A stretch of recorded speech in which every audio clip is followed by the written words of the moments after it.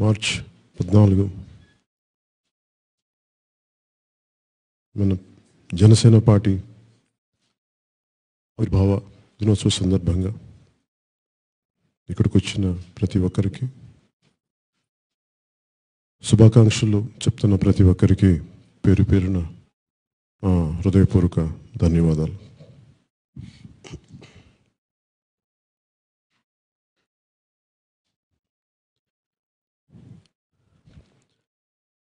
చిన్నప్పటి నుంచి దేశభక్తిని గుండెల్లో నింపుకొని పెరిగిన వాడిని, సామాజిక స్పృహతో పెరిగిన వాడిని. ఆ సామాజిక స్పృహ, దేశభక్తే జనసేన పార్టీని పెట్టనిచ్చేలా చేసింది.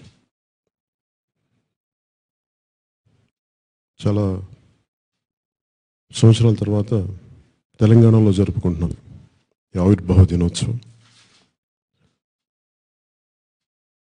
చాలా సందర్భాల్లో చెప్పినట్టుగా ఆంధ్ర నాకు జన్మనిస్తే తెలంగాణ నాకు పునర్జన్మనిచ్చింది. అలాంటి నేలకి నేను చాలా రుణపడి ఉన్నాను.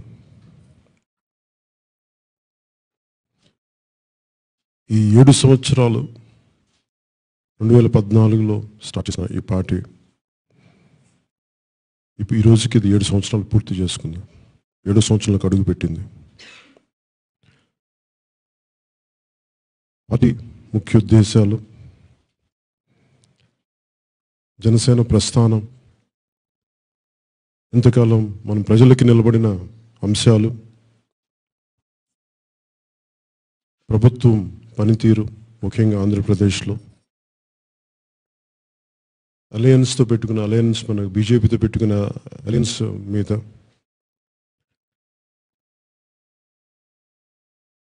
అనేక సమస్యల మీద మాట్లాడాలి, చాలా లోతుగా మాట్లాడాలి, చాలా దీనిని అందరికీ అర్థమయ్యేలాగా, అందరికీ తెలిసేలా మాట్లాడాలి. పెద్ద సభ జరపాలనుకున్నాను యాక్చువల్గా ఈ రోజున. దీంతో ఒక చిన్నపాటి మన ఆఫీస్లో కాకుండా ఒక లక్షల మందితో కూర్చొని కనీసం 1,00,000 మంది పైగా జనంతో చెప్పాల్సిన ఈ మాటలు, వీటి మీద మరింత విస్తృతంగా లోతుగా చెప్పాల్సిన అంశాలు మనకి ఈ రోజున వాటిని సంక్షిప్తంగానే మాట్లాడదలుచుకున్నాను. అంటే బేసిక్గా మనం ఎంత దిశానిర్దేశం, మనం ఎటువైపు వెళ్తున్నాం, ఏం చేసాం, వీటి మీద. నేను చెప్పినట్టుగా సామాజిక స్పృహ, దేశభక్తితో పెరిగిన వాడిని. నేను ఎప్పుడు నటుడు అవ్వాలని అనుకోలేదు, కానీ ఈ సామాజిక స్పృహ, దేశభక్తి నన్ను తీసుకెళ్ళినా కానీ నాలో సామాజిక స్పృహని కానీ దేశభక్తిని కానీ వదలనివ్వలేదు. కేవలం నా వాళ్ళ కోసమే బతకకుండా 10 మంది కోసం మన జీవితాన్ని ఎంతో కొంత అంకితం చేయకపోతే ఎంతసేపు జీవితాన్ని తీసుకున్న వాళ్ళమే అవుతాం, కానీ ఇచ్చేవాళ్ళం అవ్వం అని చెప్పి ఒక గిల్ట్ ఉండేది నాలో ఎప్పుడు. ఈ ఒక నటుడిగా ఉన్నా కానీ ఇటు ఎన్ని రకాలుగా ఉన్నాక, ముఖ్యంగా 2008లో రాజకీయ ప్రస్థానం ఉన్నప్పటికీ చాలా కష్టాలు చూసిన వాడిని.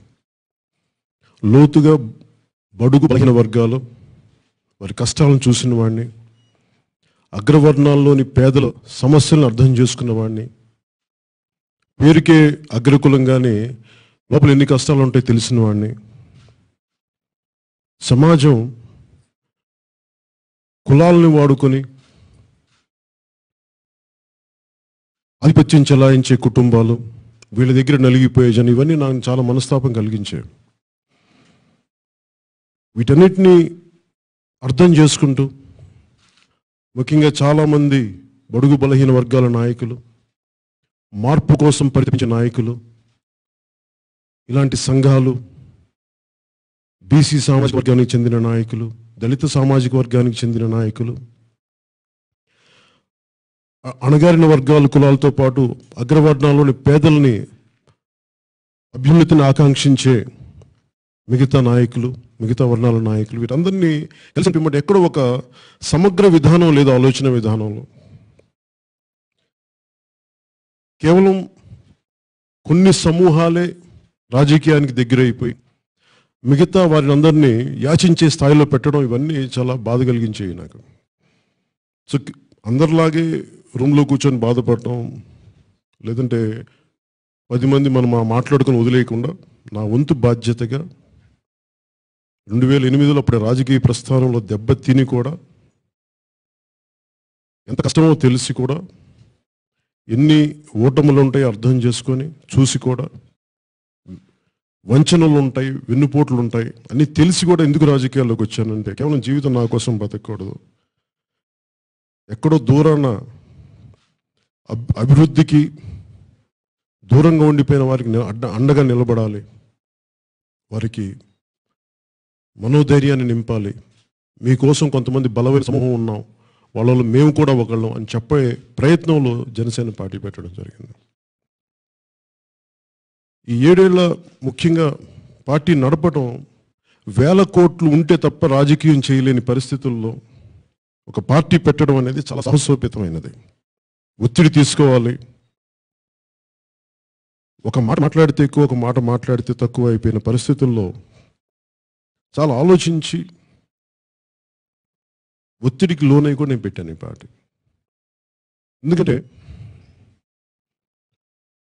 2008, 2003, 2006 సమయంలో కొంతమంది ముఖ్యంగా ఒక ఐపీఎస్ అధికారి వచ్చి, మీరు ఎప్పుడన్నా రాజకీయాల్లోకి వస్తే మీ మీద దాడి చేయడానికి సిద్ధంగా ఉన్నారు అని చెప్పాను. మీ మీద, మీ కుటుంబం మీద. అసలు అప్పుడు రాజకీయాల్లోకి వస్తామని ఎప్పుడు చెప్పలేదు. ఒక సామాజిక స్పృహతో ఉన్న కుటుంబం. నాకు అనిపించింది, ఆధిపత్య కుటుంబాల నుంచి వచ్చిన వాళ్ళు మిగతా సమూహాల్ని రానివ్వడానికి ఇబ్బంది పడతారు. అంటే సామాజిక న్యాయం జరిగిపోద్ది, ప్రజలు చైతన్యం నిండిపోతారు. అందుకని రాబోయే ముందే ప్రీఎంప్టివ్ స్ట్రైక్ చేయడానికి సిద్ధపడిపోయారని నాకు అర్థమైంది. అవన్నీ తెలిసి కూడా నాకు ఏమనిపిస్తుంటే, రాజకీయాలు వచ్చినప్పటికీ ఒక విధానం, ఒక రాజకీయ పార్టీని తీసుకెళ్ళాలంటే కేవలం అల్పోత్సాహం ఉంటే సరిపోదు. చాలా లోతైన విశ్లేషణ కావాలి, చాలా లోతైన ఆలోచన కావాలి, నిలబడాలి. ఒక 10, 15 సంవత్సరాలు, 20 సంవత్సరాలు నా జీవితం దీనికి అంకితం చేయాలి ఈ భావనకి అన్న సమూహం లేకపోతే మటుకు ముందుకు తీసుకెళ్ళాను. సో ముందు నేను అందరినీ నడవబోయే ముందు నేను నడిచి చూపిస్తానని అనుకున్నాను. అందుకే నేను 2014 ఆవిర్భావ దినోత్సవంలో 25 సంవత్సరాలు నా జీవితాన్ని నేను దీనికి అంకితం చేస్తున్నానని చెప్పాను. నేను దానికి నిలబడున్నాను. దాంట్లో ఇది 7వ సంవత్సరం అడుగుపెట్టాం. చాలా కష్టాలతో ఉన్నాం, దెబ్బలు తిన్నాం, ఆశయ బలం తెల్లి అనేక దెబ్బలు నిలబడి ఇంకా నిలదొక్కున్నాం. మార్పు వస్తుందా లేదా అని చాలామంది నిరాశ నిస్పృహలతో ఉంటే, మొన్న పంచాయతీ ఎన్నికలు గురించి మాట్లాడబోయే ముందు ముఖ్యంగా ఈ ఆధిపత్య సమూహాలు లోని కుటుంబాలు అంటే, నేను ఇక్కడ కులాన్ని, వ్యక్తుల్ని వేరు చేస్తాను. ఎందుకంటే నాకు పాలకులు వేరు, పాలింపబడే ప్రజలు వేరు. అందుకే నేను అందరిలాగే ఈ కులం అంతా దోపిడీ చేస్తుంది, ఈ కులం అలా మాట్లాడలేని అందరిలాగా. ఎందుకంటే నేను పాలకులు వేరు, ప్రజలు వేరు, అది ఏ కులమైనప్పటికీ. సో ముఖ్యంగా ఇలాంటి పాలకులు, పాలిత వర్గాలు కానీ మిగతా వారిని నలిపేయటం, ఒక దళిత మహిళ పోటీ చేస్తుంటే గెలిచినందుకు ఆవిడ మీద దాడి చేసే వ్యక్తులు, నాయకులు, వారికి అండబలికే అధికార యంత్రాంగం, సమూహాలు, ఒక మత్స్య కార్మికుడు, ఒక మత్స్యకారుల కుటుంబానికి చెందిన ఒక MBA, ఒక ఇంజనీరింగ్ చదివిన విద్యార్థి మళ్ళీ వచ్చి తన పని తను చేసుకుంటూ, తన వృత్తి తను చేసుకుంటూ ఎక్కడో మారుమూల శ్రీకాకుళంలో పంచాయతీ ప్రెసిడెంట్గా గెలవటం, ఇలాంటివన్నీ ఇంతకుముందు సాధ్యం అవడానికి చాలా కష్టం. ఎందుకంటే ఎంతసేపు ప్రజలందరూ పార్లమెంట్ ఎన్నికలు, అసెంబ్లీ ఎన్నికలు చూస్తారు కానీ స్థానిక బాడీ ఎన్నికలు చూడరు. స్థానిక ఎన్నికల్లోనే మిగతా వాళ్ళు రానివ్వకుండా కట్టుదిట్టం చేసేస్తారు. సో వీటిని ఎదుర్కొని పంచాయతీల్లో బయటికి రావాలని చాలా లోతుగా ఆలోచించి నేను ఒకటే మాట చెప్పాను, మీరు పోరాటం చేయండి, ముందు మీకు అనుభవం వస్తుంది అని చెప్పి ప్రారంభిస్తే దాని ఫలితాలు ఈ రోజున 6-7% ఉన్న ఈ ఓటింగ్ ప్యాటర్న్ ఈ పంచాయతీ ఎన్నికలకి అది 25% రావటం ఈ మార్పుకి చాలా బలమైన సంకేతం. ఒక పొలిటికల్ పార్టీకి వేల కోట్లు ఉన్న ఈ పొలిటికల్ పార్టీని ఎదుర్కొని ఇంకా మనం నిలబడి ఉన్నామంటే ఇక్కడున్న మీలాంటి ఆడపడుచులు, మీలాంటి ఆడబిడ్డలు, నన్ను నమ్మిన, చాలా నిస్వార్థంగా నన్ను నమ్మిన జన సైనికులు,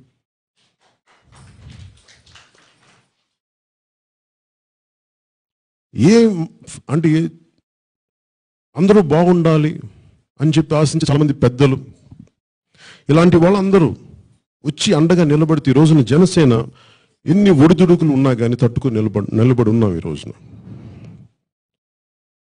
ఇలాంటి పరిస్థితుల్లో ఓడిపోయిన తర్వాత నాకు అనిపించింది, ఒక ఓటమి మనుషుల తాలూకు రంగు రూపులు బయటికి తీసుకొస్తాయి, వారి వ్యక్తిత్వాన్ని బయటికి తీసుకొస్తాయి.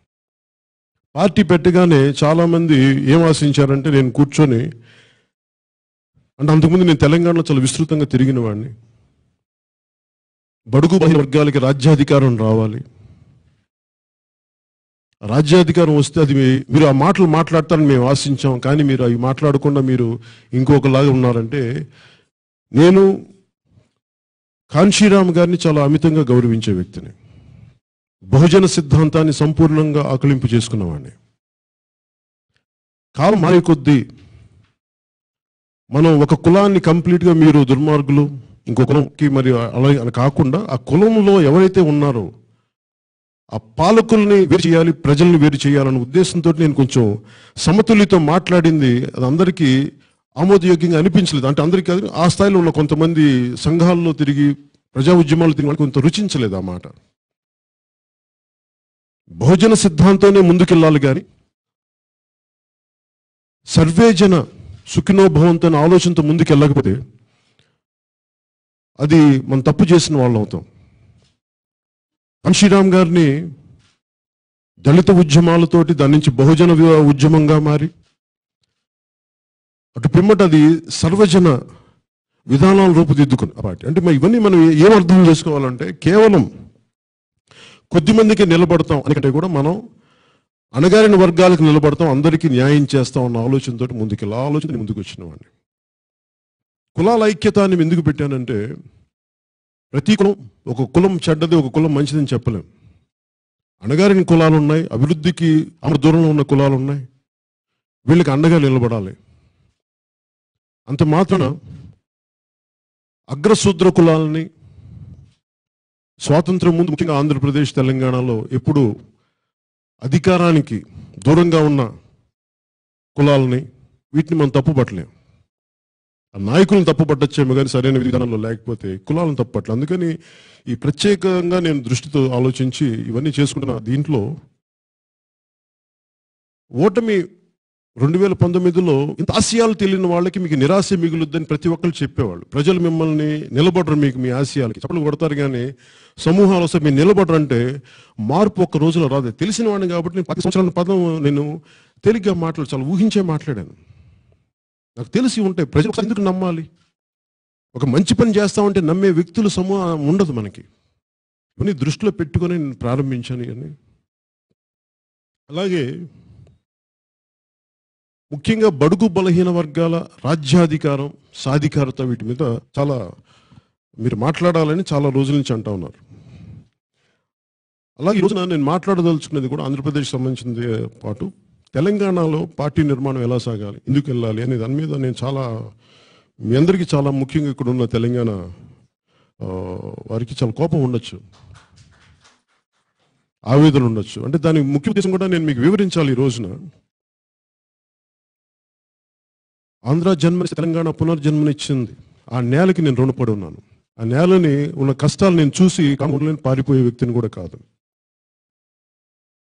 ఒక రోజున భావోద్వేగాలతో నిండిపోయింది 2014 తర్వాత. ఆ భావోద్వేగాలు అర్థం చేసుకొని నేను సాధ్యమైనంత ఒక సమతుల్యతో మాట్లాడాను. పార్టీ నిర్మాణం అంచెలంచి మెల్లిగానే తీసుకెళ్దామని ఆలోచనతో ఉన్నాను. ఆంధ్రాలో చేసినంత దాటికి ఇక్కడ చేయలేని పరిస్థితులు, అంటే ఆ గౌరవం ఇద్దామని, ఆ స్పేస్ ఇద్దాం. కానీ తర్వాత మొన్న ఈ మధ్యన జన సైనికులు, జనసేన నాయకులు, మాడబిడ్డలు, ఆ మహిళా నాయకులు అందరూ వచ్చి రాష్ట్ర విభజన అయిపోయింది, ప్రజలు కుదుటపడ్డారు. ఒక కుటుంబంలో ఒక వ్యక్తి ముఖ్యమంత్రి అయితే ఆ కుటుంబంలోని ఇంకొక వ్యక్తి వచ్చి నాకు న్యాయం జరగలేదు పార్టీ తెలంగాణలో పెడితే వాళ్ళు కూడా వచ్చేసారు. వాళ్ళు కూడా పార్టీ నిర్మాణం సాగిస్తున్నారు. ఆంధ్రాలో బీజేపీ ఉంది, ఇక్కడ బీజేపీ ఉంది, మీరు వాళ్ళకి మద్దతు పలుకుతున్నారు. ఇలాంటి నేపథ్యంలో మన పార్టీ నిర్మాణం జరగకపోతే మాకు ఇంకా ఆవేదనగా ఉంది. అంటే నేను వీళ్ళందరినీ భావోద్వేగాలని అర్థం చేసుకొని ఈ 14 తర్వాత నుంచి చురుకుగా, బలంగా, ఒక వ్యూహాత్మకంగా పార్టీ నిర్మాణం జరగాలని నేను కోరుకున్నాను తెలంగాణలో. దాంట్లో భాగంగానే ముందుగా ఈ రోజున తెలంగాణకు సంబంధించి మా ఆడబిడ్డలు, మా వీర మహిళలు, తెలంగాణ వీర మహిళల కమిటీని ఈరోజు నేను అనౌన్స్ చేస్తాను. మేము దాన్ని కట్టుబడి ఉన్నామని చెప్పడానికి.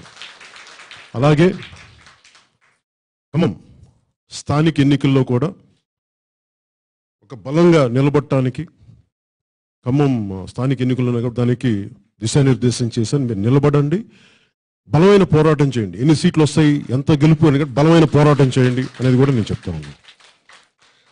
అలాగే బీసీలకి రాజ్యాధికారం అంటే నేను 2008లో తెలంగాణలో తిరిగినప్పుడు అందరూ అడిగింది మాకు బీసీలకి రాజ్యాధికారం కావాలి, అణగారిన వర్గాలకి రాజ్యాధికారం కావాలి. ఒకసారి ఎందుకు 10 మందిని పిలుస్తామంటే ప్రతి సంఘాలతో ఎందుకు వాళ్ళ కష్టాలు ఏంటో తెలియదు మనకి. అందుకే పిలిచి మాట్లాడుతున్నప్పుడు ఖచ్చితంగా సాధికారత, ఎంపవర్మెంట్, రాజకీయంగా ఎదగాలి, రాజ్యాధికారం రావాలి అన్నది నేను చాలా బలంగా ఆకాంక్షిస్తున్నాను.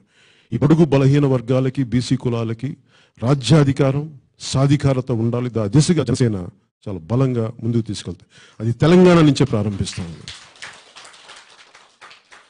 తెలంగాణకు సంబంధించి మాట్లాడేటప్పుడు ఇందాక ఇక్కడ మీరు చూస్తే బూర్గుల రామకృష్ణారావు గారి మహానుభావులు, ఆయన ఎందుకు ఈరోజు ఎప్పటి నుంచి నేను మాట్లాడుతూ ఉంటాను, కానీ నేను ప్రత్యేకంగా చెప్పుకుని ఆయన మీద గౌరవం తెలుపుకోవాలి. నేను ఎప్పుడు నేను విడిగా నేను నా రూమ్లో ఉంటాయి ఆయన ఫొటోస్. కానీ ఈరోజు ఎందుకు నేను తెలంగాణ ప్రజలు తీసుకొస్తున్నానంటే తెలుగు ప్రజలు కలిసి ఉండాలి అని చెప్పి ఒక ముఖ్యమంత్రి స్థానం నుంచి వైదొలిగి ఆంధ్ర వ్యక్తికి ముఖ్యమంత్రి స్థానం ఇచ్చిన అంత మహనీయుడు ఆయన. అలాంటి మహనీయుడికి ఆంధ్రాలో ఆయన త్యాగం తెలియాలి. అందుకే నేను ఆంధ్ర ప్రాంత ప్రజలకు కూడా చెప్తా ఉన్నాను, బూర్గుల రామకృష్ణారావు గారిని ఆంధ్ర ప్రాంత ప్రజల గుండెల్లో పెట్టుకోవాలి. ఒక తెలంగాణ ముఖ్యమంత్రిగా ఉండి తెలుగు ప్రజల ఐక్యత కోసం త్యాగం చేసిన మహానుభావులు ఆయన. ఆ మహానుభావుడికి గుర్తుగా ఈ రోజున మనందరం గౌరవం తెలుపుకోవాలి. ఈరోజు ఇంకొక తెలంగాణ బిడ్డ భూ సంస్కరణల్ని తీసుకొచ్చిన తెలంగాణ బిడ్డ ముఖ్యమంత్రిగా ఉండి భూమి అందరికీ చెందాలి, కొద్దిమంది చేతుల్లో ఉండిపోయిందని చెప్పి భూ సంస్కరణలు పెట్టి ముఖ్యమంత్రి స్థానాన్ని పోగొట్టుకునే వ్యక్తి పివి నరసింహారావు గారు. ఆ తర్వాత అనేక ఒడిదుడుకుల్లోనే ఇక్కడ లేకుండా చేశారు ఆయన్ని. మళ్ళీ ఎక్కడో ఢిల్లీలో కూడా ఆయనకి, రాజధానిలో కూడా ఆయన్ని ఎదగనివ్వని పరిస్థితులు. ఒక తెలుగువాడు తెలంగాణ బిడ్డ అయ్యండి ఎదగనివ్వని పరిస్థితులు. కానీ కాలం ఎంత గొప్పది అంటే ఆయన ఇక్కడ వద్దు అనుకున్న పరిస్థితుల్లో, ఇక్కడ మనకి ఏం ఉండదు, ఇంకా భవిష్యత్తు ఉండదు అనుకున్న సమయంలో వదిలేసి మళ్ళీ పదవి విరమించి రాజకీయాలు దూరంగా వద్దామని వచ్చేసే పరిస్థితుల్లో తిరిగి ఆయన ప్రధానమంత్రి అయ్యారు. ఈరోజున దేశం అంతా ఇంత అభివృద్ధికి ఉంది అంటే ఆయన వేసిన బాట ఆర్థిక సంస్కరణలు తీసుకొచ్చిన పివి నరసింహారావు గారిని మనస్ఫూర్తిగా గుర్తు చేసుకోవాలి. అలాంటి మహానుభావుణ్ణి చితి ఖాళీ కాలకుండా వదిలేసి అగౌరవపరిచిన విధానం చాలా బాధ పెట్టి నన్ను ఆయన చనిపోయిన తర్వాత. ఇది మన నాయకులకి ఇచ్చే గౌరవం. ఇలాంటి ఈ తరం అర్థం చేసుకున్న తప్పులు జరగకుండా, జరిగిన తప్పులకి ఎవరు చేసినప్పటికీ మనం వాటికి సరిదిద్ది ఆ నాయకులకి తగిన సముచిత స్థానం, గౌరవం ఇవ్వాలి అనేది నేను మనస్ఫూర్తిగా కోరుకుంటున్నాను. అలాగే బీజేపీకి అలయన్స్కి సంబంధించి ప్రధానమంత్రి గారు రాష్ట్ర విభజన జరిగినప్పుడు కాంగ్రెస్ భారతీయ జనతా పార్టీ అప్పటి నాయకులు మద్దతు తెలిపినప్పుడు రాష్ట్ర విభజనకి అది అందరూ ఆంధ్రాకి న్యాయం జరుగుతూ విభజన జరగాలని కోరుకునేవాడిని. కానీ పరిస్థితులు అలా జరగలేదు కాబట్టి అట్లీస్ట్ మన రాష్ట్రమైన తెలంగాణకి న్యాయం జరిగింది. దానికి ఆంధ్ర కొట్టుమిట్లాడుతూనే ఉంది అన్యాయానికి, జరిగిన అన్యాయానికి. దాంట్లో భాగంగా ఆంధ్ర ప్రజలకి, తెలుగు ప్రజలకి చాలా బలమైన భరోసా ఇచ్చిన నరేంద్ర మోదీ గారికి నాయకత్వంలో ఇవి న్యాయం జరుగుతుంది అన్న దాంతో ఆయన ఊరట కలిగించే మాటలు మాట్లాడారు, చాలా భరోసా కల్పించే మాటలు మాట్లాడారు. అందుకు నేను వారికి సంపూర్ణంగా మద్దతు ప్రకటించాను. వారి అలయన్స్కి వెళ్ళాను. నేను ఈ వెళ్ళే పరిస్థితుల్లో ఈ రోజుకి కేంద్ర నాయకత్వం, నేనన్నా మన పార్టీ అన్నా చాలా గౌరవం చూపించే వ్యక్తులు, మీ బలాన్ని అర్థం చేసుకున్న వ్యక్తులు. ముఖ్యంగా తెలంగాణ మన జిహెచ్ఎంసీ ఎన్నికల్లో ఆడపడుచులు, మన ఆడబిడ్డలు, జనసేన నాయకులు, జన సైనికులు జిహెచ్ఎంసీ ఎన్నికల్లో నిలబడిన విధానాన్ని వాళ్ళు చాలా బలంగా హర్షించారు. వాళ్ళు మనస్ఫూర్తిగా, ఇంకా చెప్పాలంటే ఇది నేను గౌరవ కేంద్ర హోంమంత్రి గౌరవ అమిత్ షా గారు ప్రత్యేకత మీద ఆయన ప్రశంసించారు. లేదు నేను మీ వాళ్ళు చాలా బలంగా చేశారు అన్నది. కానీ దురదృష్టం, స్థానికంగా ఉండే రాష్ట్ర బీజేపీ నాయకత్వం దాన్ని గుర్తించడానికి సిద్ధంగా లేదు. అది కొంచెం బాధ కలిగించే అంశం. కేంద్ర నాయకత్వం ఇంత బలంగా అర్థం చేసుకున్నప్పుడు రాష్ట్ర నాయకత్వం దీన్ని అర్థం చేసుకోలేకపోవడం, వారికి సంబంధిత నాయకులు చిన్న కావచ్చు పెద్ద కావచ్చు చులకన చేసేలాగా జనసేనని మాట్లాడడం, మా ఆడబిడ్డలకి, మా ఆడపడుచులకి, మా జన సైనికులకి, మా నాయకులకి మనస్తాపం కలిగించినప్పుడు ఆ మనస్తాపాన్ని గుర్తెరిగిన వాడిని నేను. సో ఈ రోజున గ్రాడ్యుయేట్ అసెంబ్లీ ఎన్నికలు జరుగుతూ ఉంటే గత కొద్ది రోజులుగా నా దృష్టిలోకి ఒకటి వచ్చింది. నాకు ఇవి చెప్తున్నా, చాలా రోజు నుంచి వింటానే ఉన్నాను. కానీ మేము ఎటువైపు వెళ్ళాలి? మీకేమో కేంద్ర నాయకత్వంతో బాగుంటారు, రాష్ట్ర నాయకత్వం మమ్మల్ని పదే పదే అవమానిస్తూ ఉంటారు, మమ్మల్ని వాడుకొని వదిలేస్తున్నారు. జిహెచ్ఎంసీలో మేము ఇంత ఇన్ని 40 స్థానాలు పైగా మేము వదిలేస్తే వారు ఇచ్చింది మాకు సరైన గౌరవం ఇవ్వలేదు, మాకు ఇబ్బంది ఉంది, ప్రతిసారి వాడుకొని వదిలేస్తున్నారంటే నేను మమ్మల్ని ఏం చేయమాలంటే నేను వాళ్ళు ఒకటే మాట నా తనంటే మీరు ఇలా చేసుకుంటే మేము కూడా మిమ్మల్ని మా మనోభావాలకు విరుద్ధంగా వెళ్తే మేము మీ మీద గౌరవంతో కామ్గా అయిపోతాం, కానీ మా మనోభావాలు కించపరచొద్దు అనేది నాకు తెలంగాణ నుంచి జన సైనికులు, ఆడపడుచులు, ఆడబిడ్డలు, నాయకులు నా దృష్టికి తీసుకొచ్చారు. అభిమానులు ఇలా అనుకుంటున్నారు, జన సైనికులు ఇలా శ్రేణులు ఇలా అనుకుంటున్నాయని. మామూలుగా పాలిటిక్స్లో ఎన్నికలు ఉన్నప్పుడు ఒక్క ఓటు, ఒక కుటుంబం ఉంటే కూడా 5 ఓట్లు ఉంటే కూడా గౌరవిస్తాం. మీరు కావాలి కొంచెం మద్దతు తెలపండి. అలాగే ఇన్ని లక్షల జనసేన ఓటు తెలంగాణలో ఉంటే దానికి గౌరవం ఇవ్వకపోవటం మాకు మనస్తాపం కలుగుతుందని చెప్పి జన సైనికులు చెప్పినప్పుడు నేను అర్థం చేసుకున్నాను. మమ్మల్ని ఎటువైపు వెళ్ళమంటారంటే నేను ఒకటే చెప్తే మీకు ఎటువైపు వెళ్ళాలనుందని అడిగాను. మా తెలంగాణ బిడ్డ ప్రధానమంత్రిగా చేసి ఆర్థిక సంస్కరణలు పెట్టిన వ్యక్తి, అభివృద్ధికి ఈ రోజున రహదారి రాజమార్గం వేసిన వ్యక్తి పివి నరసింహారావు గారి కుటుంబీకులు ఒకరు వచ్చారు. ఆయన కూతురు వచ్చారు, వాణిదేవి గారు వచ్చారు. మేము వారికి మద్దతు ఇవ్వాలనుకుంటున్నాం. అంటే నేను వారి ఆలోచన నేను గౌరవించాను. మీ ఇష్టం అని చెప్పాను నేను. ఎందుకంటే ఇది ప్రజాస్వామ్యం, మీ ఇష్టాలు నేను చెప్పగలను తప్ప నా ఇష్టాలు మీ మీద రుద్దను. అందుకని మీరు ఈ గ్రాడ్యుయేట్ అసెంబ్లీ ఎన్నికల్లో ఈరోజు జరగబోతున్న దానికి మీరు తీసుకున్న పివి నరసింహ పార్టీ అని కాకుండా పివి నరసింహారావు గారి ఇంటిలో నుంచి వస్తున్న ఆడబిడ్డగా, ఆడపడుచుగా ఆవిడికి మీరు సంపూర్ణమైన గౌరవిస్తానంటే నేను దాన్ని గౌరవించమని మీరు ఆ దిశగా వెళ్తే నేను మిమ్మల్ని అర్థం చేసుకున్నామని తెలుసుకుంటూ నేను మీకు మీ నిర్ణయాన్ని నేను గౌరవిస్తున్నాను. అలాగే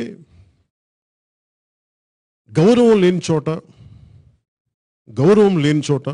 మీరు ఇబ్బంది పడాల్సిన అవసరం లేదు. నేను కూడా మిమ్మల్ని నెట్టను. ఒక ఆడబిడ్డకి, ఒక జన సైనికులకి, ఒక జనసేన నాయకుడికి గౌరవం లేని చోట మీకు స్నేహం చేయండి అని నేను చెప్పే ధైర్యం నాకు లేదు. నేను గౌరవిస్తాను దాన్ని. తెలంగాణలో ఇదే ఆఫీసులో బీసీల రాజ్యాధికారం గురించి ఎందుకు మాట్లాడాలి, బడుగు బలహీన వర్గాల అభ్యున్నతి గురించి ఎందుకు మాట్లాడాలంటే, తెలంగాణ చాలా చైతన్యం ఉన్న నేల. తెలంగాణ ఈ నేల ఎప్పుడు చైతన్యంతో నిండిపోయి ఉంటుంది, తొణికిసడతా ఉంటుంది. ఒక అన్యాయం జరిగితే అది గేయ రూపంలో, కళా రూపంలో, నాటక పద్య రూపంలో ప్రజలు అన్ని చోట్ల గళమెత్తుతారు. ఇదే స్ఫూర్తిని ఆంధ్ర ప్రాంత ప్రజలు కూడా నిలుపుకొని పదే పదే ఆంధ్ర సభల్లో చెప్తా ఉంటాను. అలాంటి నేలలో చేయాల్సిన చాలా ఉంది. మీరు ఒకటే మాట చెప్పండి, తెలంగాణ మీరు వెళ్తున్నప్పుడు మీరు ఏం చేస్తారు ఇక్కడని అడుగుతారు మిమ్మల్ని. మీరు అధికారం సాధిస్తారు, మేము అధికారం సాధిస్తాం అనేది మాకు సెకండరీ. మాకు కావాల్సింది మీకోసం అండగా నిలబడతాం, మీకోసం పోరాటం చేస్తాం అని చెప్పండి. ఎందుకు ఈ మాటలు మాట్లాడుతున్నానంటే, అధికారం తానంతట అది వరించాలి తప్ప మన పని మనం వేసుకుంటా ఉంటే, మన పని మనం చేసుకుంటూ వెళ్తే అధికారం రావాలి తప్ప అధికారం కోసం అరులు చాచే పార్టీ కాదు మాదని చెప్పండి. ఎందుకు నేను ఈ మాట అంటున్నానంటే, 2018లో ఇదే ఆఫీస్లో ఇక్కడే ఈ రోజున ఇంతమంది ఉన్నారు, ఆ రోజు లేరు. ఆ రోజున నేను కారులో దిగి రోడ్డు మీద లోపల రాబోయే బయట ఆపి చూస్తే ఒక ఇద్దరు అబ్బాయిలు నిలబడి ఉన్నారు, 16 ఏళ్ళు 17 ఏళ్ళు. ఎవరు లేరు ఆ రోజు, బయట జనం కూడా లేరు. వాళ్ళిద్దరిని చూసి నాకు ఎందుకు వాళ్ళ లోపల పిలవాలనిపించింది. లోపల పిలిచి ఎక్కడి నుంచి మీరు వస్తున్నారంటే, మేము శ్రీశైలం అడవులు వస్తున్నాం, మేము చించులు, మేము intermediate first year second year చదువుతున్నారు వాళ్ళిద్దరు. అన్న మాకు ఈ యురేనియం మైనింగ్ జరుగుతుంది, మా కళ్ళ ముందే మా గ్రామాలు విచ్ఛిన్నం అయిపోతున్నాయి, ఎవరు చెప్పినా పట్టించుకోవట్లేదన్నా, నువ్వు న్యాయం చేస్తావని మీకోసం వచ్చాం. నాకు ఇంగ్లీష్ రాదన్నా, నేను ఇంటర్మీడియట్ చదువుకున్నా. గ్రీన్ ట్రిబ్యునల్కి నెంబర్ ఇదన్నా, నేను ఫోన్ చేస్తే వాళ్ళు ఇంగ్లీష్లో మాట్లాడుతున్నారు, హిందీలో రావట్లేదన్నా రెండు. నా నిస్సహాయత చూసి నాకు కదిలిపోయింది. అదే రోజున ఇంకొక మీటింగ్ ఉండింది నాకు. బీసీ నాయకులు కాంగ్రెస్లో ఉన్న వి హనుమంతరావు గారితో నాకు వ్యక్తిగత మీటింగ్ ఏదో అంటే, ఆయన కూడా నేను బయటకు వచ్చి మీరు ఎవరు ఇల్లు అంటే ఇలా చెప్పాను. లేదు దీని మీద మాట్లాడాలి, మనం కూర్చొని మీకు మద్దతు ఇస్తానంటే, ఆ రోజున ఉమ్మడి రాష్ట్రానికి స్పీకర్గా చేసిన జనసేన నాయకులు నాదెండ్ల మనోహర్ గారికి ఫోన్ చేసి, ఇట్లా ఈ చెంచు యువత ఇట్లా సమస్యను దృష్టికి తీసుకుని యురేనియం మైనింగ్ వాళ్ళ జీవితాలు అస్తవ్యస్తం అవుతున్నాయి, మనం మాట్లాడాలి అంటే వెంటనే ఒక రౌండ్ టేబుల్ కాన్ఫరెన్స్ ఏర్పరిచాం. ఈ రోజున దాన్ని ఆ మైనింగ్ తాలూకు దూకుడిని అడుగుటేయగలిగింది. దాంతోపాటు టిఆర్ఎస్ ప్రభుత్వం, కేసీఆర్ గారు కూడా దాన్ని గుర్తించి దాన్ని ఆ రోజున అసెంబ్లీలో ఆపడం కూడా ఈ రోజున ప్రజలకి మేలు జరిగింది. అంటే ఇది ఎందుకు చెప్తున్నానంటే, జనసేన మీద అంత నమ్మకం అయితే బిడ్డలకి. అలాంటి సమస్యలు ఎన్నో ఉన్నాయి, నలుమూలల సమస్యలు తెలంగాణలో. అభివృద్ధి ఉంది లేదు ఇవన్నీ వేరే, కానీ ఇంకా పరిష్కరించాల్సిన సమస్యలు చాలా ఉన్నాయి. ఇక్కడ అండగా నిలబడాల్సిన సమూహాలు చాలా ఉన్నాయి. కేవలం సంఖ్యాబలం ఉన్న కులాలు కాకుండా, అధికారం సంఖ్యాబలం లేని ఆధిపత్య కుటుంబాల నుంచి, సంఖ్యాబలం లేని కులాల నుంచి ఆధిపత్య కుటుంబాలుగా అయిపోయి ఈరోజు రాజకీయాలు చేస్తుంటే, సంఖ్యాబలం ఉండి అధికారం లేని వాళ్ళు, సంఖ్యాబలం లేని ఒక రజక సమాజం కానీ, నాయీ బ్రాహ్మణ సమాజం కానీ, వెనకబడిన సంచార జాతులు సమస్యలు కానీ అనేక వాళ్ళకి బలం ఉండదు వాళ్ళకి. కాకపోతే వాళ్ళని ఊరికి ఒక 2, 3, 4, 10 మంది అలా విడివిడిగా ఉంటారు. మాదిగ సమాజం కానీ, మిగతా దళిత సమూహాలు కానీ, రెల్లి, డక్కలి ఇలాంటి ఉపకులాలు కానీ, వీరందరికీ అండగా నిలబడాలంటే మేము బలంగా నిలబడాలి, ఒత్తిళ్లు తీసుకోవాలి. అలాంటి అణగారిన బడుగు బలహీన వర్గాలకి తెలంగాణలో, ఆంధ్రలో జనసేన చాలా బలంగా నిలబడుతుంది.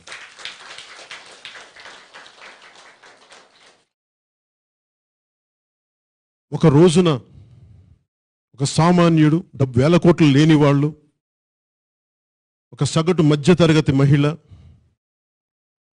అణగారిన వర్గాలకు చెందిన ఆడపడుచు, వీళ్ళందరూ రాజ్యాధికారం వైపు వెళ్ళాలి, సాధికారతను సాధించాలని కోరుకునే పార్టీ మన జనసేన పార్టీ. అలాగే పేరుకే అగ్రవర్ణాలు తప్ప, కులానికే అగ్రవర్ణం తప్ప, కూటి కష్టాలు పడే ఎంతోమంది అగ్రవర్ణంలోని పేదలు, వారికి అండగా నిలబడాలి. వారి కులాల్లోని కొంతమంది వ్యక్తులు చేసే తప్పులకి వాళ్ళు బలైపోతూ ఉంటారు, వారికి అండగా ఉండాలి. అందుకే భారతదేశం హ్యూమన్ రైట్ డిక్లరేషన్ చెప్పి ఎప్పుడో మనకి యుఎన్లో చేస్తే కొన్ని దశాబ్దాల క్రితం మన సమాజం ఎంత, సంస్కృతి ఎంత ప్రాచీనమైంది, ఎంత బలమైంది అంటే ప్రతి ఒక్కరికి గౌరవం, హ్యూమన్ అంటే వారికి కావాల్సిన డిగ్నిటీ ఇవన్నీ ఇవ్వాల్సిన ఒక డిక్లరేషన్, హ్యూమన్ రైట్ డిక్లరేషన్. ఇవన్నీ మన భారతదేశ సంస్కృతి ఒక వాక్యంలో చెప్పింది, సర్వే జనో సుఖినో భవంతు అని. దాన్ని మరింత ముందుకు తీసుకెళ్తాం. బహుజన విధానంతో ముందుకెళ్తూ సర్వజనుల అభ్యున్నతిని ఆశిస్తూ ఇది జనసేన పార్టీ ప్రస్థానం ముందుకు కోరుకుంటూ ఉన్నాం. ఇది తెలంగాణకు సంబంధించి, ఆంధ్రాకి సంబంధించి వచ్చే 15 సంవత్సరాలు మనం ఎట్లా వెళ్ళబోతాం అని ఒక దిశానిర్దేశం. ఇంకొంచెం లోతుగా దీన్ని వేరే సందర్భంలో మాట్లాడతాను. అలాగే ఇక్కడ తెలంగాణలో ఉన్నప్పటికీ ఆంధ్రప్రదేశ్ సంబంధించి చాలా సమస్యలు ఉన్నాయి. మన రాష్ట్ర విభజన సమయంలో ఆంధ్రప్రదేశ్ విపరీతంగా నష్టపోయింది.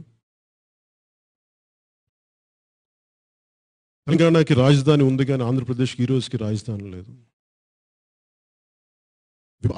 అసలే ఉమ్మడి రాష్ట్రం కాస్త చిన్న రాష్ట్రం అయింది. చిన్న రాష్ట్రానికి ఒక్క రాజధాని అంటే ఆ ఒక్క రాజధాని లేక 3 రాజధానులు అయింది. ఉన్న జిల్లాలకి దిక్కు లేదంటే మళ్ళీ 36 జిల్లాలు చేశారు. ఉన్న వెనుకబాటుకి, ఉన్న మండలికి డెవలప్మెంట్, ఉన్న ప్రాంతాలకి అభివృద్ధి లేదని మళ్ళీ దానికి 4 అభివృద్ధి మండళ్ళు. ఇవన్నీ చూస్తే నాకు ఒకటే అనిపిస్తుంది, 30 కోడికి 3 రూపాయలతో దిష్టి తీసినట్టు అనిపిస్తుంది.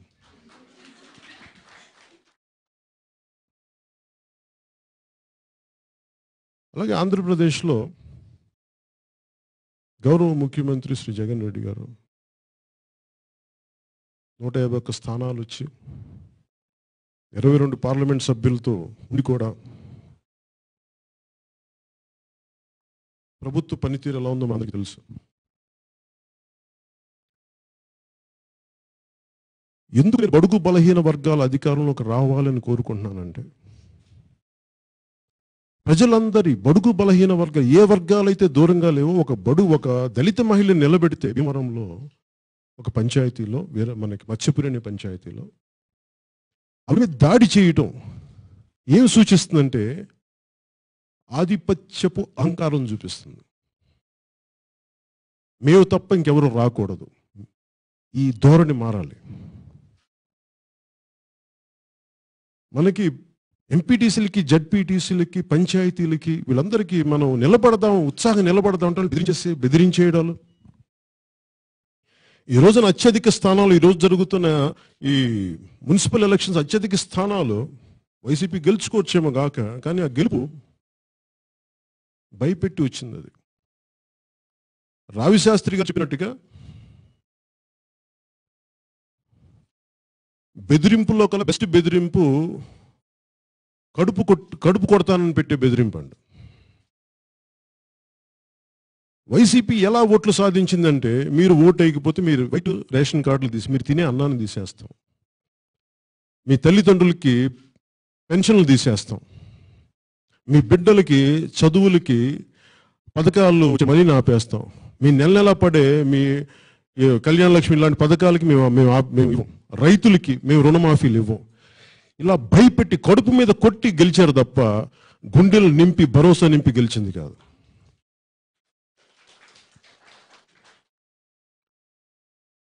ఎంతకాలం వీళ్ళు ఇలా మన మీద దాడి చేస్తారు?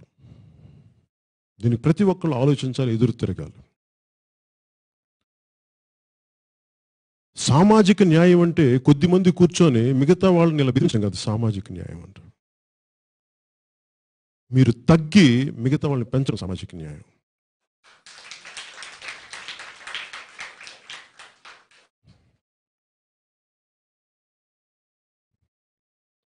ఈ సమస్యలు చెప్పుకుంటూ వెళ్తుంటే ముఖ్యంగా వైసీపీ మొన్న ఈ మధ్యన వైసీపీ నాయకులు పేరు సజ్జల రామకృష్ణారెడ్డి గారు అంట, ఏదో ఒక సందర్భంలో కలిసినట్టు గుర్తు నాకు, ఆయన్ని గుర్తు సరిగా ఆయన అన్న మాటలు ఈ మధ్యన నా దృష్టికి తీసుకొచ్చారు. వైజాగ్ స్టీల్ ప్లాంట్కి సంబంధించి గొడవ జరుగుతూ ఉంటే పవన్ కళ్యాణ్ని ప్రధానమంత్రి గారికి రికమెండ్ చేయమని చెప్పండి, అపాయింట్మెంట్ ఇప్పించమని అని అడిగారు. నాకు ఒకటే అనిపించింది, 22 పార్లమెంట్ సభ్యులుండి 151 మంది అసెంబ్లీ ఎమ్మెల్యేలు ఉండి ఓడిపోయిన పవన్ కళ్యాణ్ మీకు ఇప్పించాలి.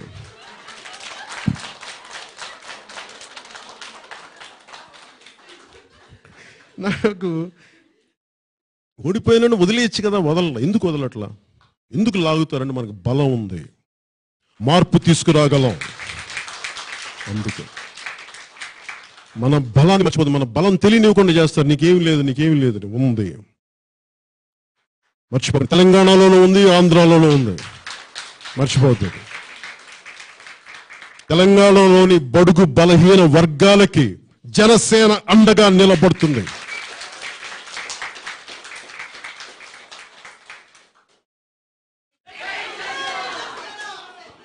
అలాగే ఆంధ్రప్రదేశ్లో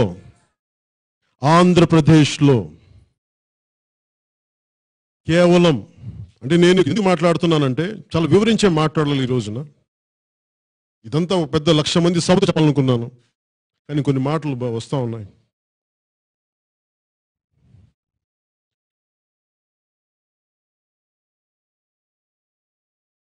చాతుర్వర్ణ వ్యవస్థ, భారతదేశం కుల వ్యవస్థ చాలా బలీయమైంది.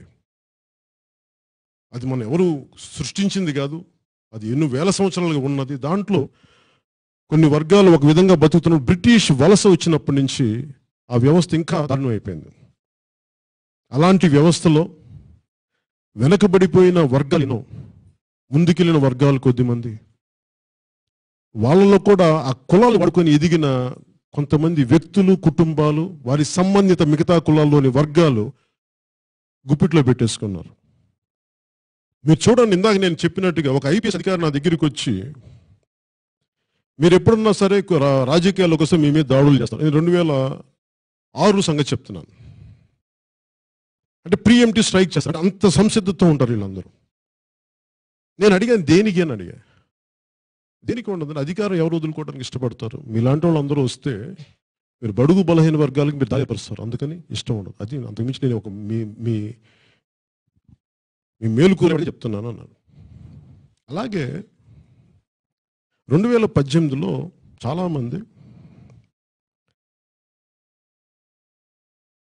నాకు బాగా తెలిసిన పెద్ద సంఘంలో చాలా పలుకుబడి ఉన్నవాళ్ళు, పెద్దలు, చాలా గౌరవ వృత్తిలు చేసేవాళ్ళు, వ్యాపారులు, వైద్య రంగంలో ఉన్నవాళ్ళు, ఇలాంటి వాళ్ళు, పారిశ్రామికవేత్తలు అప్పుడప్పుడు కొన్ని సందర్భాల్లో కనిపిస్తూ, ఏమయ్యా నువ్వు మా వాడికి చేయవా, లాస్ట్ టైం టీడీపీ చేసావు, ఈసారి మా వాడికి చేయవా అనేవాళ్ళు.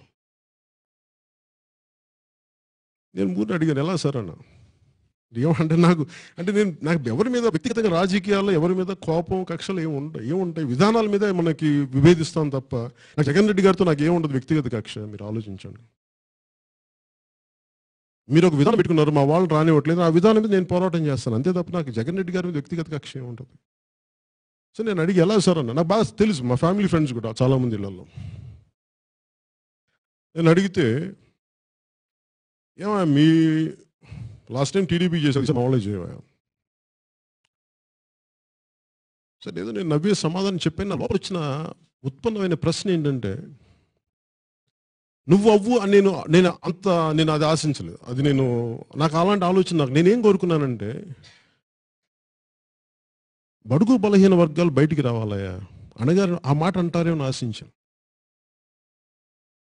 కాకుండా మీ సామాజిక అంటే వారి ఆ పర్టికులర్ సామాజిక వర్గం నుంచి వచ్చిన మాట్లాడిన వ్యక్తి నాకు అనిపించింది, మీరు కూడా మీ స్థాయి వ్యక్తులు, డాక్టర్లు అయ్యండి, పారిశ్రామికవేత్తలు అయ్యండి, 10 మంది కష్టం మీద డబ్బులు సంపాదించి మీరు కూడా ఒక వ్యక్తికి, మా సామాజిక వర్గానికి చెందిన వ్యక్తికే మీరు సపోర్ట్ చేయమంటే అది నాకు కించిత్ బాధ కలిగించింది. మనం వారితో తిట్టలేము. వారు ఎందుకు నేను అడిగిన తర్వాత వాళ్ళు ఒకరిని ఎందుకు సార్ మీరు ఇట్లా అన్నారంటే ఆయన అన్నం పాపం వివరించిన విధానం నాకు నచ్చింది. రాజ్యాధికారం ఇంకా మిగతా కులాలు చేయలేరయ్యా, అది ఇంకా చెప్తున్నా. మిగతా కులాలు రావాలంటే కొంచెం చైతన్యం రావాలి. మీరు సర్వజనహిత కోరుకునే విధానం, మిగతా కులాల్లో కోపాలు తగ్గాలి. మీకు అన్యాయం జరిగిందని కోపంతో మీరు ఎక్కువ తప్పులు చేస్తారు భయంతో గబుక్కుని రాదు అనుకుంటా అనేది ఆయన ఉద్దేశం. జనరల్గా ఆయన వివరిస్తూ చెప్పిన విధానం. అందువల్ల నేను బహుజన సిద్ధాంతం ముందుకు వెళ్ళాలి కానీ సర్వజనహితం జరగాలని కోరుకునేవాడిని. ఈ కులం అనేది ఎంత బలీయమైందంటే, అంటే మనం కులాల ఐక్యత ఉండాలి కానీ కులాలని అంటే మన కులంలో ఉన్నప్పటికీ ఒక గుణహీనులు, అలాగే కెపాసిటీ లేని వాళ్ళు, ఇలాంటి వాళ్ళు మనం వెనకేసుకొస్తే, మన కులంలో ఉండాలని వెనకేసుకొస్తే అది ప్రజలకి, సమాజానికి, దేశానికి ద్రోహం జరగదు. అది అగ్రకులాల్లోని శూద్ర కులాల్లోని పెద్దలు కూడా ఇది ఆలోచించాలి. నేను వారికి విన్నపం చేస్తాను, నా ఫౌండేషన్ దినంగానే విన్నపం చేస్తున్నాను. ఇది ఎంత నష్టం జరుగుద్ది అని అంటానికి మీకు ఒక హిందీ రాష్ట్ర కవి హరి సింగ్ దినకర్ ఆయన ఒక పరశురాంకి ప్రతీక్ష అని ఒక కవిత సంకలనం రాశారు. ఆయన దాదాపు 3 సార్లు 4 సార్లు, ఆయన చాలా సార్లు, అత్యధిక సార్లు ఆయన రాజ్యసభ సభ్యులైన. చైనా యుద్ధంలో సైనికులు చనిపోయి చైనా మన భారతదేశ భూభాగాన్ని దురాక్రమణ చేసినప్పుడు ఆ విగత జీవులైన సైనికులు ఎందుకు చనిపోయారు, వీటన్నిటి మీద ఆయన రాజ్యసభ సభ్యుడైంది. ఇన్సైడ్ ఏం జరిగింది, ఎందుకు ఈ పరిస్థితులు జరిగింది అన్న దానికి అర్థం చేసుకొని, అంటే యుద్ధం జరగబోయే ముందు ఏ పరిస్థితులు వచ్చినాయి, ఎలా నివారించి ఉండాల్సింది, ఏం తప్పులు జరిగినాయి అనే దాని మీద వారిని అడుగుతూ ఒక పోయం రాస్తే దాంట్లో ఒక భాగం ఏంటంటే, హే వీరు బంధు దాయి హే కౌన్ ఏ విపదిక, హమ్ దోషి కిస్కో కహే తుమ్హారే వధిక, यह गहन प्रश्न कैसे रहस्य समझाए, 10-20 वधिक हो तो हम नाम गिनाए, पर कदम कदम पर यह खड़ा पातक है, हर तरफ लगाए घात कड़ा घातक है, घातक है जो देवता सदृश दिखता है लेकिन कमरे में गलत हुक्म लिखता है, जिस पापी को गुण नहीं गोत्र प्यारा है, समझो उसने ही हमें यहां मारा है. అంటే దీని అర్థం ఏంటంటే, విగత జీవులై పడి ఉన్న సైనికుల్ని అక్కడ అడుగుతూ ఉన్నాడు, వీరబాంధవుడా నీ చావుకి నీ మృతికి కారుకులు ఎవరు? చాలా కష్టమైన క్లిష్టమైన ప్రశ్న వేసావు. ఎలా చెప్పిన సమాధానం? విగత జీవుడైన ఆ సైనికుడు ఆత్మ చెప్తుంది. కష్టమైన క్లిష్టమైన ప్రశ్న వేస్తే దీనికి సమాధానం ఎలా చెప్పను? 10 20 అయితే చెప్పగలిగేవాడిని. మమ్మల్ని చంపిన వాళ్ళు 10 20 మంది అయితే, మమ్మల్ని వధించిన వాళ్ళు 10 మంది 20 మంది అయితే చెప్పేవాళ్ళమే. కానీ అడుగడుగున ఒకడు, నలుదిక్కుల అడుగడుగున ఒక ఘాతకుడు, నలుదిక్కుల నైవంచికులు. చూడటానికి నైవంచికులు వీళ్ళు చక్కటి దేవతా వాక్కులు మాట్లాడతారు, చల్లటి మాటలు మాట్లాడతారు, సుందరంగా ఉంటారు దేవతల్లాగా. కానీ రూమ్లోకి వెళ్ళి ప్రజల్ని హాని చేసే సంతకాలు పెడతారు, అలాంటి పాలసీలు చేస్తారు. ఈ నైవంచికులకి, ఈ ఘాతకులకి కావాల్సింది గుణం కాదు, ప్రతిభ కాదు, మన గోత్రం వాడా, మన కులం వాడా అన్నది. వాళ్ళు చంపింది మమ్మల్ని. శత్రుదేశం చంపకంటే ముందు మనోళ్ళే మనల్ని చంపేశారు. ఎందుకన్నాడు ఈ మాట అంటే, ఆ కవిత నుంచి ఎందుకు వచ్చింది ఈ మాటలు అంటే, ఆ రోజున అప్పుడున్న ప్రభుత్వంలో కొన్ని కీలక నిర్ణయాలు తీసుకునే వ్యక్తులు, యుద్ధాన్ని వ్యూహాన్ని అర్థం చేసుకోలేని వ్యక్తులు చాలా ఉన్నతమైన స్థానాల్లో పెట్టడం వల్ల, అంతకుముందు చెప్పారంట చైనా దురాక్రమణ జరగబోతుంది, మీరు ఉంటుందంటే అది ఊహించలేని వ్యక్తులు, దాన్ని హ్యాండిల్ చేయలేని వ్యక్తులు కేవలం కులం గోత్రం మావాడని పెట్టుకుంటే ఆ వచ్చిన తప్పు వల్ల జరిగింది అనేది చెప్తా ఉన్నారు. అలాంటిది ఈ రోజున ఆంధ్రప్రదేశ్లో కానీ తెలంగాణలో కానీ ఎక్కడా సరే కులం అనేది అంత ప్రాధాన్యత వచ్చేసింది. దీనివల్ల అగ్రవర్ణమైన పేదలు సఫర్ అవుతున్నారు. ఉదాహరణకి జగన్ రెడ్డి గారు తప్పు చేస్తే రెడ్డి సామాజిక వర్గం ఎందుకు సఫర్ అవ్వాలి? అది నాకు బాధగా ఉంటుంది. ఎందుకంటే రెడ్డి సామాజిక వర్గంలో ఎంతమంది కూలీలకు వెళ్తారో నాకు స్వయంగా తెలుసు. నాకు గుంటూరు జిల్లాలో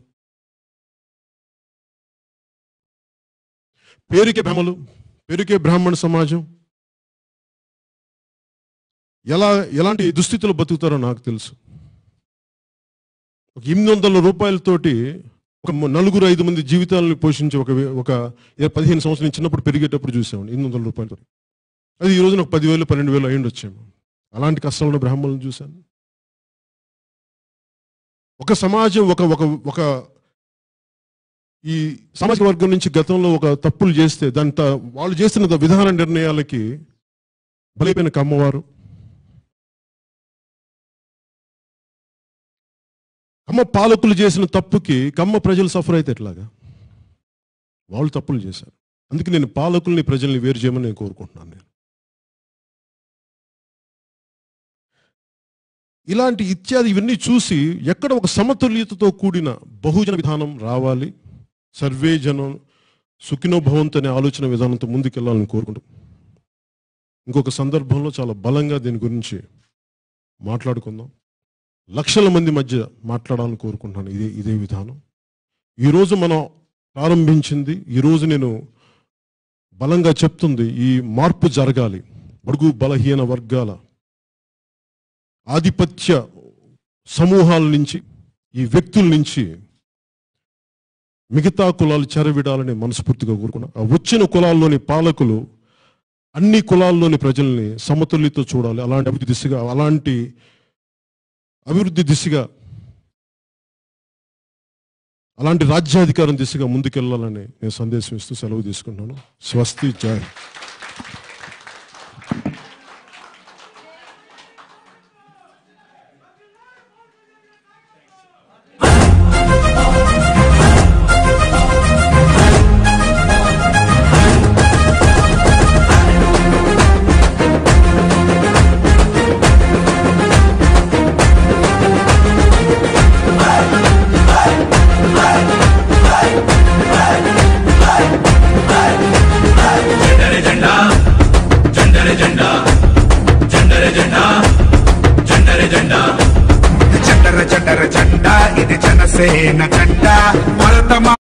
ఈ రోజు మన అధినేత పవన్ కళ్యాణ్ గారు ఇచ్చిన స్ఫూర్తి ధైర్యం మనం ఇంకా రెట్టింపు ఉత్సాహంతో పనిచేసేలా చేస్తుందని ఆశిస్తున్నాను.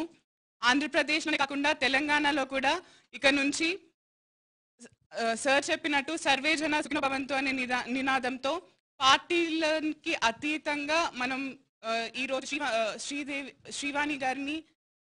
వాణీదేవి గారిని మనకి రెస్పెక్ట్ ఇచ్చి, సార్ మన వ్యూస్ కి రెస్పెక్ట్ ఇచ్చి పివి నరసింహారావు గారి అమ్మాయి వాణీదేవి గారిని ఎమ్మెల్సీ ఎలక్షన్స్ లో మన వ్యూస్ కి రెస్పెక్ట్ ఇచ్చి సపోర్ట్ చేసినందుకు sir thank you so much sir. And తెలంగాణలో ఇప్పుడు టీఆర్ఎస్ కి ధీటుగా జనసేన పార్టీ ఎదుగుతుంది. మనం అదే దిశగా పనిచేస్తామని చెప్పి ప్రజలకి అండగా జనసేన పార్టీ ఇక నుంచి గట్టిగా నిలబడుతుందని చెప్పి నేను మా తరపు నుంచి కూడా ప్రామిస్ చేస్తాను sir. Thank you so much. ముందుగా ఇక్కడ విచ్చేసిన మన పెద్దలు సార్ తప్పకుండా చెప్తాను సార్. ఎందుకు నేను అడుగుతున్నానంటే శిరీష్ గారు జై తెలంగాణ మొత్తం తెలంగాణ అంతా ప్రతిధ్వని అందుకని అడుగుతాను. జై తెలంగాణ, జై తెలంగాణ, జై తెలంగాణ, జై జనసేన, పవన్ కళ్యాణ్ గారి నాయకత్వం, జనసేన పార్టీ తెలంగాణలో. సార్ ముందుగా తెలంగాణను ఉద్దేశిస్తూ మళ్ళీ తెలంగాణలో పార్టీ యొక్క ఆవిర్భావాన్ని జన్మదినాన్ని మనం ఈ రోజున ఉద్దేశించుకున్నందుకు ముందుగా మీకు ధన్యవాదాలు తెలియజేసుకున్నాను సార్. మొన్న న్యూస్ షేర్ చేశాను సార్. ఫస్ట్ ఆఫ్ ఆల్ మేము చాలా హ్యాపీగా ఫీల్ అవ్వాల్సింది ఏంటంటే జనసేన పార్టీ తెలంగాణలో ఉందని ప్రతి ఒక్కరికి గర్వంగా చెప్పే రోజు మాకు ఇచ్చారు సార్ మీరు. ప్రతి ఒక్క జన సైనికుల ఆత్మగౌరవాన్ని నిలబెట్టారు సార్ మీరు. సో ఇందు మూలంగా ఒక్కటి తెలియజేసుకున్నాను సార్. అందరూ అంటారు కొన్ని రోజులు సిపిఎంతో వెళ్ళాం, కొన్ని రోజులు బీజేపీ. మాది లెఫ్ట్ కాదు రైట్ కాదు, ఈయన స్ట్రైట్ కి వెళ్ళే వ్యక్తి, లెఫ్ట్ రైట్ కి సమన్యాయం చేసే వ్యక్తి. కాబట్టి అందరూ మన వెనకాల పడుతున్నారు. రాబో రోజుల్లో కుల మత జాతి వర్గ పేద రాజు ధనిక అందరికీ సమాజ నిర్మాణాన్ని స్థాపించడానికి వచ్చిన ఏకైక పార్టీ జనసేన పార్టీ మాత్రమే. జై తెలంగాణ. పవన్ కళ్యాణ్ గారికి ధన్యవాదాలు తెలుపుకుంటున్నాను సార్. Thank you sir. ముందుగా జనసేన అధినేత పవన్ కళ్యాణ్ గారికి నా హృదయపూర్వక ధన్యవాదాలు. పోరాటాల గడ్డ, పినిగడ్డ, తెలంగాణ గడ్డ. అలాంటి గడ్డ మీద తెలంగాణ ఆవిర్భావ దినోత్సవ వేడుకలు జరుపుకోవడం చాలా సంతోషంగా ఉంది. నా తెలంగాణ కోటి రతనాల వీణ అన్న దాశరథి గారి మాటల్ని గుర్తు చేసుకుంటూ, ప్రస్తుత రాజకీయం ఎలా ఉంది అంటే కొన్ని కోట్లు ఉంటేనే రాజకీయాల్లోకి రావాలి, ఆ కోట్లతో సీట్లు కొనుక్కోవాలి, ఓట్లు కొనుక్కోవాలి, అధికారంలోకి వచ్చినాక మన జేబులో వేసుకోవాలి. ఇదే నా రాజకీయం. ఇది కాదు రాజకీయం. రాజకీయం అంటే విలువలతో కూడిన రాజకీయం చేయాలి. బలుగు బలహీన వర్గాల అభ్యున్నతకై అడుగులు వేసిన పార్టీ జనసేన పార్టీ. రాజకీయం అంటే అవినీతి కాదు, రాజకీయం అంటే అభద్రత కాదు, రాజకీయం అంటే దోచుకోవడం కాదు, రాజకీయం అంటే సామాజిక బాధ్యత అని వచ్చిన పార్టీయే జనసేన పార్టీ. ఎందుకు చెప్తున్నాను ఇది అంటే, ఉన్నవాడు మాత్రమే ఉన్నవాడుగా మిగిలిపోయాడు, లేనివాడు ఇంకా లేనివాడిగానే మిగిలిపోయాడు. ఇదే మాట బాల్ గంగాధర్ తిలక్ గారు ఆర్తగీతంలో చెప్పారు. నా ఈ మాటలు ఏ రాజకీయ నాయకుడి గుండెని కదిలించినా చాలు, నా ఈ ఆవేదన ఏ ఉన్నవాడి మనసుని కదిలించినా చాలు అంటూ ఆయన ఆ రోజే గళమెత్తారు. నా దేశాన్ని గురించి గొప్పగా పాడలేను, నీ ఆదేశాన్ని మన్నించలేను, ఈ వంచకు శృతి కలపలేను అని ఆ రోజు ఆయన పడిన బాధ ఈ రోజుకి అలాగే ఉంది. కాబట్టి తెలంగాణలో కానీ ఆంధ్రలో కానీ నిజమైన రాజకీయం, నిజమైన వ్యక్తిత్వం ఎప్పుడు వస్తుంది అంటే, సామాన్య ప్రజలు, బలుగు బలహీన వర్గాలు ఎప్పుడైతే రాజకీయ దిశగా అడుగులు వేస్తారో అప్పుడు మాత్రమే మనం విజయం సాధించినట్లు. మనం మార్పు అనే ఒక బీజాన్ని నాటం, అది చుట్టూ ఉన్న కలుపుమొక్కల్ని దాటుకుంటూ ఏదో ఒక రోజు ఖచ్చితంగా విజయాన్ని సాధిస్తాం. నేను ఒక స్లోగన్ వదలుచుకున్నాను సార్. ప్రజాస్వామ్యం కూని అవుతున్న వేళ, రాజకీయ విలువలు మంట కలుస్తున్న వేళ, నూతన రాజకీయాల్లోకి అడుగుపెట్టి బలుగు బలహీన వర్గులకే అడుగులు వేసిన పార్టీ జనసేన పార్టీ. ఈ బుడిబుడి అడుగుల నడకల ప్రవాహం మా గోదావరమ్మ అలల సాక్షి